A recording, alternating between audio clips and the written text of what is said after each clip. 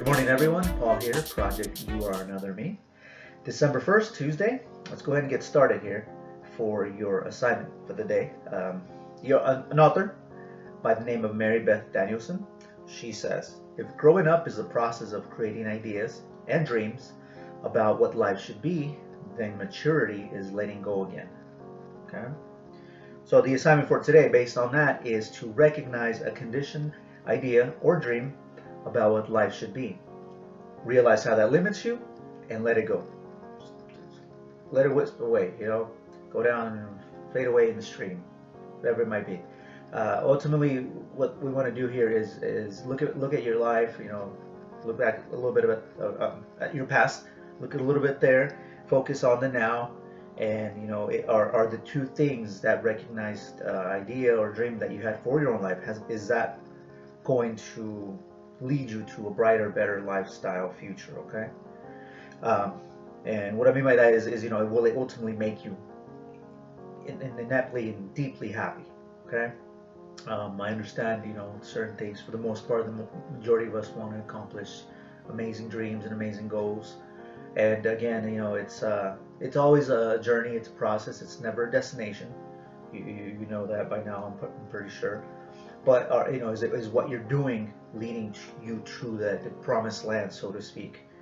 Again, and what you are doing at the moment, is it limiting you? You think about these things, and think about where that conditioning came from. It could come from different environmental factors, such as school, things you've learned throughout your school years, work, you know. Is it a general bias that everyone says, go to work, pay your bills, retire and die? I mean, really, is that how we all want to live? Or are we trying to, ultimately modify that to the best of our ability, and how it should function and can work for us in the long run? What's worked for one person may not work for another. And this does include these 365 days of self-awareness.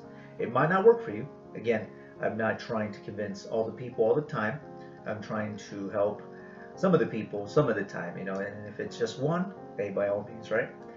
So recognize that within yourself, write it down, figure out where that connection came from. Maybe it came from generations of breeding, of nurturing, with parents and vice versa.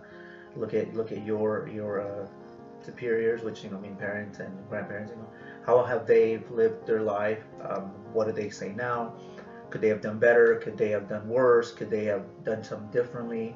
And again, you're going to take factors in, from when they were around, from the 20s, 30s, 40s, 50s, to the 60s to the 90s, and now we're in the 2000s. The opportunities are a lot different than they were back in the in the 1900s. And interesting to say that, actually.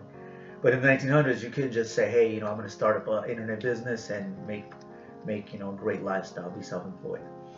You typically end up working for a corporation, and you went until you retired.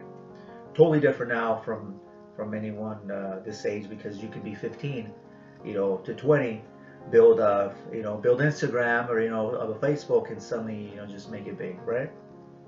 Equal amount of potential. It's just where your focus lies, and ultimately that's part of these exercises to master yourself, not just simply to be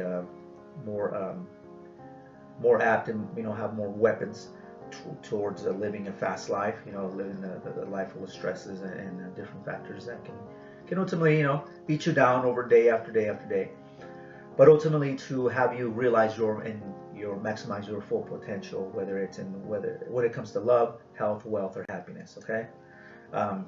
Again, thank you. I'm making these a little longer as we go along, but it's valuable information I want to share that I've also received from my mentors. And sometimes, truthfully, it is from hanging out with books. If you're in a rut, you need some direction in your life.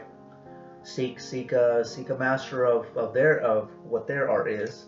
In relation to health, wealth, love, and happiness. You have masters in each of these categories that have already lived their life, that are already exceeded and succeeded, and now ultimately are us being a little on the younger end versus someone who's in the 60s and 70s.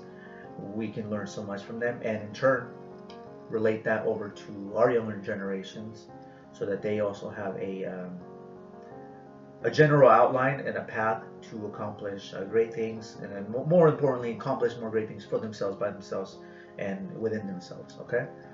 Thank you for watching again. December 1st. Let's kick off the month and let's get let's finish off strong. And again, I'll see you guys here tomorrow. Remember, health is wealth, and health always starts as a state of mind. Thank you.